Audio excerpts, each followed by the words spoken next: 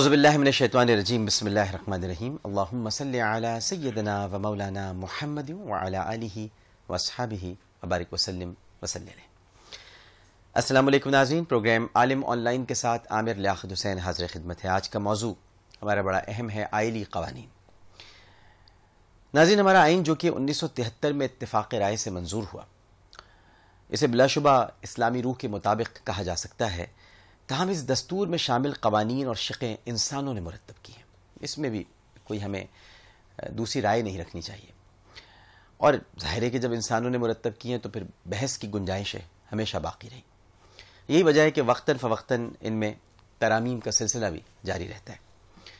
آئین کا مطالعہ کرنے سے یہ بات بھی سامنے آتی ہے کہ جو بعض شقیں ہیں آئین کی، یا یوں کہہ لیجیے کہ بعض مقامات پر سقم اور ابہام کی کیفیت موجود ہے. مثال کے طور پر آرٹیکل 227 یہ وضاحت کرتا ہے کہ قرآن و سنت کے خلاف کوئی قانون سازی نہیں کی جائے گی. یہ آرٹیکل 227 میں وضاحت کی گئی ہے. اور دوسری طرف سود ہماری معیشت میں مرکزی کردار ادا کر رہا ہے. اب آپ جانتے ہیں کہ سود ایک بدترین گناہ ہے، اللہ اور اس کے رسول صلی اللہ علیہ وآلہ وسلم سے جنگ کے مترادف ہے. آرٹیکل 31 حکومت کو کی یہ ذمہ داری قرار دیتا ہے کہ وہ ہر مسلمان پاکستانی کو حقیقی معنوں میں مسلمان بننے میں مدد کرے اور سوال معاشرہ قائم کیا جائے. دوسری طرف اب میں یہ بات کہہ رہا ہوں آپ کے سامنے کہ روشن خیالی کے نام پر بے حیائی کو روکنے کے لیے کوئی کردار ادا نہیں کیا جا رہا. اسی طرح 62 اور 63 کی جو شقیں ہیں وہ سچے اور دیانتدار امیدواروں کو انتخابات لڑنے کے لیے اجازت دینے کے لیے اور ان کو منتخب کرنے کی پابند ہے، لیکن جو لوگ منتخب ہو کر پارلیمنٹ میں آتے ہیں ان کی صداقت اور دیانت میرا خیال ہے کہ کسی تبصرے کی محتاج نہیں ہے. اسی طرح آئینی میں موجود قوانین کا ایک حصہ آئلی قوانین ہے جن پر آج ہم گفتگو کرنا چاہتے ہیں، اور اس کا عام آدمی کی زندگی سے بڑا گہرا تعلق ہے. فیملی لاس، اس کی بعض شقوں پر بعض حلقوں کو سخت تحفظات لاحق ہیں، بڑی ریزرویشنز ہیں. آئلی قوانین میں نکاح، طلاق، ایلا، خلا، فسخ نکاح، عدت، حلالہ اور یہ دیگر تمام تر ازدواجی معاملات شامل ہیں. آئلی قوانین کی بعض شقیں ایسی ہیں جس پر دینی حلقوں کو بہت زیادہ تشویش ہے. آج کے پروگرام میں ہم علماء کرام سے جاننے کی کوشش کریں گے کہ وہ شقیں کون سی ہیں اور انہیں کس طرح بہتر بنا کر اسلامی تعلیمات کے مطابق بنایا جا سکتا ہے. ہمارے ساتھ تشریف فرما ہے خطیب اہل سنت اور نائب امیر جماعت اہل سنت سندھ مولانا سید حمزہ علی قادری صاحب. السلام علیکم.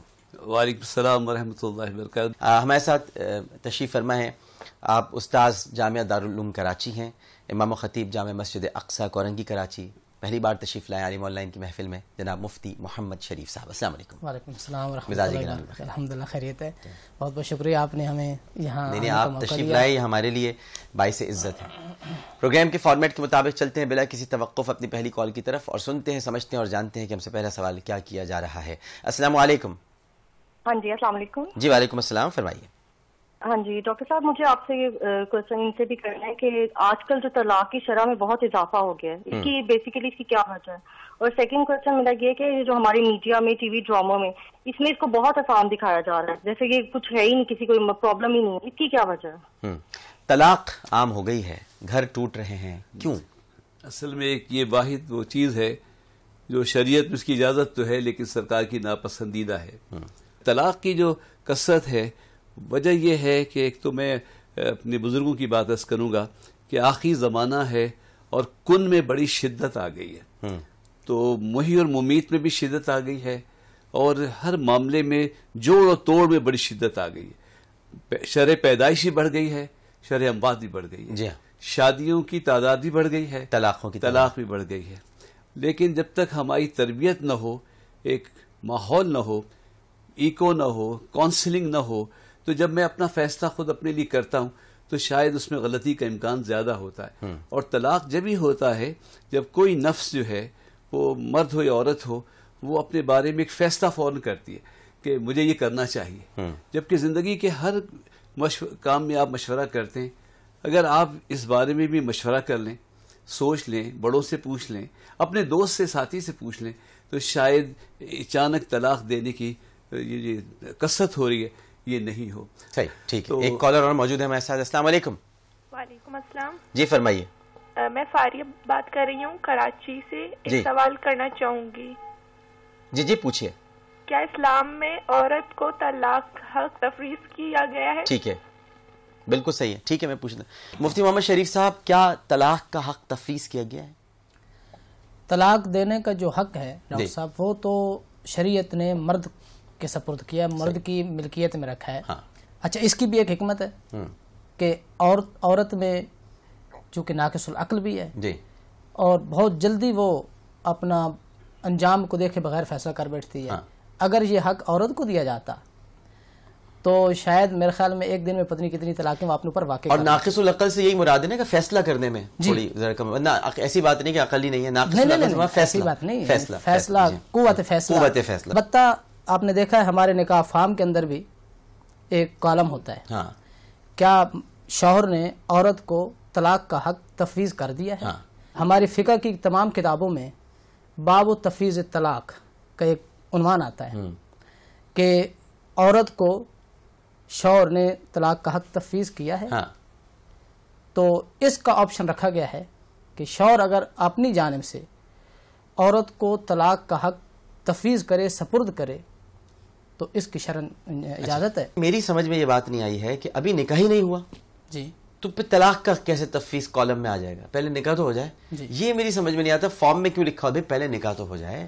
نکاح کے بعد طلاق کا حق ہوگا نا, نکاح سے پہلے کیسے طلاق کا حق دے دیں گے؟ وہ اس کا مطلب یہ ہوتا ہے کہ جب نکاح ہو گیا تو نکاح کے بعد یہ حق مرد کی طرف سے عورت کو سپرد ہوگا یا نہیں ہوگا. یا وقت نکاح بھی قاضی پوچھ سکتا ہے کہ کیا بس نکاح تو ہو جائے نا منعقد. علامہ صاحب نکاح نہیں ہوتا اس وقت تک منعقد, یہ بات مان ہے ویسے. نہیں, میں اپنی بات کوئی قانون دنیا کا ایسا نہیں ہے جس میں کوئی استثناء نہ ہوتا, ایکسیپشنز کے بغیر نہیں ہو سکتا. تو اس میں ایک ایکسیپشن سے دی گئی ہے کہ اگر شوہر چاہے تو وقت نکاح, جیسے مہر کی بات بھی اس وقت ہو رہی ہے, اور بھی ہوتا ہے کوئی اور شرط آپ کے پاس ہو, کوئی اور شرط آپ چاہتے ہو تو اس وقت پوچھا جاتا ہے فارم بھرتے وقت, تو اس وقت وہ اس کو نکاح کا طلاق کا حق بھی تفویض کر سکتا ہے, ورنہ اس کو خلا کا حق ہے. اور خلا میں بھی ہمیں جو ہمارے علماء کو جو اعتراض ہے کہ ہمارے ہاں آج کل اگر جھگڑا ہو اور عدالت میں چلے جائیں تو وہ جو جج خلا دیتے ہیں اس کی بجائے اسے فسخ نکاح کہنا چاہیے. کیا خیال ہے مفتی صاحب کہ وہ نکاح کو فسخ کر سکتا ہے؟ تو اس میں یہ ہوگا کہ پھر دوبارہ نکاح کے یعنی وہ ایک طلاق بائن سمجھی جائے گی. ایک وقفہ لیتے ہیں, وقفے کے بعد حاضر ہوں گے. ہمیں یقین ہے کہ آپ سب لوگ ہمارے ساتھ ہی رہیں گے. السلام علیکم ورحمۃ اللہ.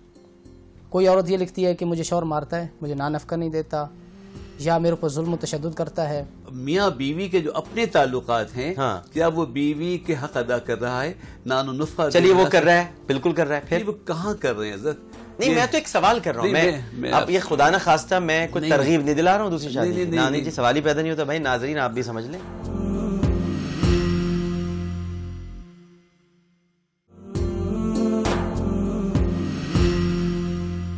السلام علیکم ورحمۃ اللہ. ایک مرتبہ پھر آپ کو عالم آن لائن میں خوش آمدید کہتے ہیں. وقفے میں جانے سے قبل علامہ حمزہ علی قاضی صاحب ارشاد فرما رہے تھے کہ یہ خلا کی جگہ فسخ نکاح کہا جائے تو پھر زیادہ بہتر ہوگا, کیونکہ فسخ نکاح سے گنجائش نکلتی ہے. لیکن ہمارے مفتی محمد شریف صاحب چونکہ یہ خلا کے جو معاملات ہیں ایڈوکیٹ بھی ہیں الحمدللہ ماشاء اللہ, تو یہ وہاں پر دیکھتے بھی ہیں, تو ان کی رائے جاننا بڑا ضروری ہے کہ وہاں عدالتوں میں ہوتا کیا ہے, وہاں کیسے نکاح کی جو منسوخی کا عمل تکمیل تک پہنچتا ہے. مفتی صاحب اس میں در حقیقت یوں ہوتا ہے کہ عورت کے اوپر یا تو حقیقتاً ظلم ہو رہا ہوتا ہے یا کوئی اور وجہ بھی ہوتی ہے, تو عورت جا کر عدالت میں وہ درخواست دائر کرتی ہے کہ مجھے خلا دیا جائے, میں نے شوہر کے ساتھ نہیں رہنا. اس کی وجہ یہ ہے, مختلف وجوہات لکھی ہوتی ہیں اس میں. کوئی عورت یہ لکھتی ہے کہ مجھے شوہر مارتا ہے, مجھے نان نفقہ نہیں دیتا, یا میرے اوپر ظلم و تشدد کرتا ہے, یا یہ ہوتی ہے وجہ کہ بس مجھے اس سے نفرت ہوگی, میں نے اس کے ساتھ رہنا ہی نہیں ہے, لہٰذا مجھے عدالت سے استدعا ہے کہ خلا کی ڈگری جاری کی جائے. پھر عدالت کی طرف سے شوہر کو سمن جاری ہوتے ہیں, شوہر کو بلایا جاتا ہے کہ آپ کے خلاف جو ہے وہ درخواست دائر کی گئی ہے آپ کی زوجہ کی جانب سے, آپ اس کا دفاع کریں, ریٹن اسٹیٹمنٹ آ کے داخل کریں. تو شوہر حاضر ہو کر وہ ریٹرن اسٹیٹمنٹ بعض دفعہ داخل کرتا ہے اور ان الزامات کا جواب دیتا ہے اور تردید کرتا ہے، اور بعض دفعہ کہتا ہے کہ میں تو ایسے الزام، یہ میرے اوپر الزامات ہیں، میں اسے اپنی بیوی بنا کر رکھنا چاہتا ہوں۔ بعض دفعہ ایسا ہوتا ہے کہ شوہر حاضر ہی نہیں ہوتا عدالت میں، سمن، ایک سمن جاری ہوتا ہے، پھر دوسرا سمن جاتا ہے، تو دوسرے سمن پر بھی اگر وہ عدالت میں حاضر نہ ہو تو تیسرے سمن کے بعد عدالت پھر اسے عورت کو ایکس پارٹی شمار کر کے اس کے ایکس پارٹی ایکس پارٹی شمار کر کے عورت کے حق میں خلع کی ڈگری جاری جج کر دیتا ہے۔ پھر وہ ڈگری جب دارالفتاء میں آتی ہے علماء کرام کے پاس، مفتیان کرام کے پاس، تو اس میں بحیثیت مفتی کے ہم یوں دیکھتے ہیں کہ اس خلع کی درخواست میں اور خلع کے فیصلے میں، ججمنٹ میں اور ڈگری میں کن چیزوں کو بنیاد بنایا گیا۔ اگر بنیاد جن چیزوں کو بنایا گیا یہ وہی ہی چیزیں ہیں جن کو فسخ نکاح کے اندر بھی بنیاد بنایا جا سکتا ہے، تو پھر ہم اسے ان بنیادوں کو فسخ نکاح کی بنیادیں بنا کر خلع کی ڈگری کو فسخ نکاح کی ڈگری تصور کر لیتے ہیں۔ ٹھیک، صحیح۔ اچھا، اس کے بعد پھر ملنے کی گنجائش رہتی ہے؟ جی، اس میں تو خلع ہو یا فسخ نکاح ہو، دونوں نکاح طلاق بائن کے حکم میں ہے۔ عدت کے بعد وہ کر سکتے ہیں۔ طلاق بائن کا مطلب تو یہ ہوا نا کہ پھر یعنی دوبارہ نکاح ہو جائے، دوبارہ نکاح کر سکتے ہیں۔ طلاق وہ مغلظہ ہوتا ہے جس میں کہ ایک طلاق بائن کے حکم میں خلع کی ڈگری ہو، خلع ہو یا فسخ نکاح ہو، وہ ایک طلاق بائن ہے۔ ایک طلاق بائن کا مطلب یہ ہے کہ اگر یہ دونوں آپس میں پھر دوبارہ نکاح کرنا چاہتے ہیں تو عدت کے اندر بھی کر سکتے ہیں، عدت کے بعد بھی کر سکتے ہیں، لیکن اس میں رجوع نہیں ہو سکتا۔ بائن کا مطلب یہ ہوتا ہے کہ عورت نکاح سے فوراً نکل جاتی ہے، رجوع تو تب ہوتا ہے جب ابھی نکاح باقی ہو۔ تو طلاق بائن میں چونکہ نکاح ختم ہو جاتا ہے، عورت فوراً نکاح سے نکل جاتی ہے، تو رجوع نہیں ہو سکتا۔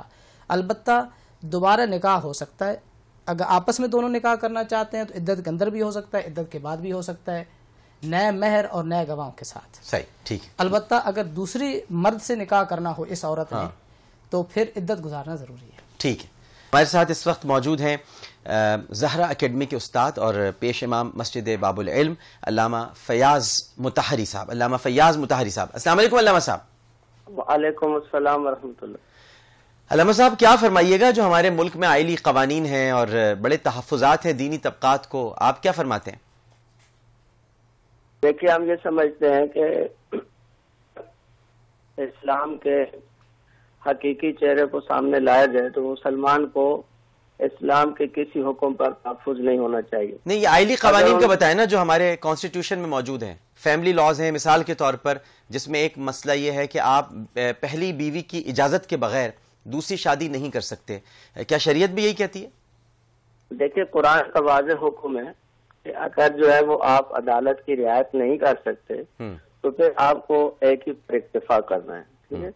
اب مسئلہ یہ ہے کہ یہ کون طے کرے گا کہ عدالت کی کون رعایت کرتا ہے یا کون رعایت نہیں کرتا ہے؟ اسلام تو آئے گا اور آپ کو بتائے گا کہ آپ یہ کام کر سکتے ہیں۔ دیکھیں، پہلی بات یہ کہ تعدد ازدواج کو اسلام نے رائج نہیں کیا ہے، اسلام کا بنایا اصول نہیں ہے، اسلام نے اس میں آ کے ترمیم کی ہے۔ اسلام سے پہلے بھی ازدواج کا سلسلہ تعدد موجود تھا، اسلام نے آ کر اس کو شرائط کے ساتھ محدود کیا، ٹھیک ہے، کہ آپ اگر تعدد ازدواج میں جانا چاہتے ہیں تو ان شرائط کے ساتھ آپ تعدد ازدواج میں رہ سکتے ہیں۔ ٹھیک ہے علامہ فیاض مطہری صاحب، ہم سے گفتگو کرنے کے لیے، میں ابھی بھی میری تشفی نہیں ہوئی، یہ جو دوسری شادی کا معاملہ بھی ہے اور جس کی وجہ سے یہ بنے ہیں آئلی قوانین، آپ بھی جانتے ہیں ویسے بنے کس وجہ سے آئلی قوانین جو بنے ہیں؟ جانتا ہوں کہ ایک بڑے صاحب کی بیٹی کو طلاق ہونے والی تھی کہ وہ دوسری جگہ شادی کرنے والے تھے ان کے داماد، تو انہوں نے پھر لوگوں کو بٹھایا، آپ کو پتا ہے۔ تو اب یہ اس پہ بتائیے نا پھر، کیا یہ ہو سکتا ہے اس طرح سے؟ 4 کی اجازت دی گئی ہے، 4 کا حکم نہیں دیا گیا، فرق ہے دونوں۔ اچھا، اور دوسری یہ کہ جیسے وَإِنْ خِفْتُمْ أَلَّا تَعْدِلُوا فَوَاحِدَةً، اگر تم سمجھتے ہو کہ نہیں کر سکو گے، عدل نہیں کر سکو گے تو پس ایک ہی، فواحدتاً، بس ایک ہی۔ اچھا، مگر یہ اسی وقت پتہ چلے گا نا علامہ صاحب جب آپ دوسری شادی کریں گے تو معلوم ہوگا نا آپ عدل کر سکتے ہیں کہ نہیں کر سکتے۔ نہیں، پہلے سے نبھانا جو ہے اگر نہیں دوسری آئے گی تو عدل ہوگا نا, پہلی کے ساتھ کیا عدل ہوگا؟ پہلی تو پہلی حق ادا کرنا, اس وہ تو کر رہے ہیں, اس کو خوش نہیں, اب تو عدل تو دو کے درمیان ہوگا نا, اب دوسری آئے گی تو عدل ہوگا نا. ان دونوں کے درمیان بیلنس یا ان کے دونوں کے درمیان میچ نہیں ہے. میاں بیوی کے جو اپنے تعلقات ہیں, کیا وہ بیوی کے حق ادا کر رہا ہے؟ نان و نفقہ, چلیے وہ کر رہا ہے, بالکل کر رہا ہے, پھر وہ کہاں کر رہے ہیں حضرت؟ نہیں میں تو ایک سوال کر رہا ہوں, میں اب یہ خدا نہ خواستہ میں کوئی ترغیب نہیں دلا رہا ہوں دوسری شادی, نہیں جی سوال ہی پیدا نہیں ہوتا بھائی, ناظرین آپ بھی سمجھ لیں, میں تو ایک سوال اٹھتا ہے کہ جی عدل تو اسی وقت ہوگا جب کوئی دوسری بیوی ہوگی تو دونوں کے درمیان عدل ہوگا. عدل کا جو تعلق ہے, عدل تو اپنے نفس سے بھی ہے, آپ کا بھی آپ پر حق ہے, وہ آپ ادا کر رہے ہیں کہ نہیں کر رہے. پھر یہ جو زوج ہے نفس واحدہ سے ہے. قرآن کی آیات میرے ذہن میں وقت کی وجہ سے, اللہ تعالیٰ نے اتنا پیار دیا ہے اس جوڑے کو کہ بنایا ہی نفس واحد سے, آدم علیہ السلام سے, اور سینے کی پستی سے بنایا, نہ سر سے تاج نہ پاؤں سے جوتی کی طرح, بلکہ دل کی ایک روشنی سے پستیوں سے قریب سے بنایا اور انس کا سبب بنایا. تو ہونا تو یہ چاہیے کہ جب ہم رشتہ ازواج منسلک ہوتے ہیں تو بے پناہ ایک دوسرے سے محبت اور مودت ہونی چاہیے. ایک وقفہ لے رہا ہوں, وقفے کے بعد پھر حاضر ہوں گے, ہمیں یقین ہے آپ سب لوگ ہمارے ساتھ رہیں گے. دوسری بات یہ بھی ہوتی ہے, بیویاں بھی کہہ رہی ہوتی ہیں آپ کو دینی ہے طلاق ہمیں دے دیں, ہم اپنے گھر میں رہیں گے آرام سے. ایک شوہر نے اتنا پوچھا, ذرا سونے کی مقدار بتا دینا, مجھے زکوٰۃ دینی ہے. تو کہنے وہ تو میں نے اپنی اماں کے یہاں رکھوا دی ہے.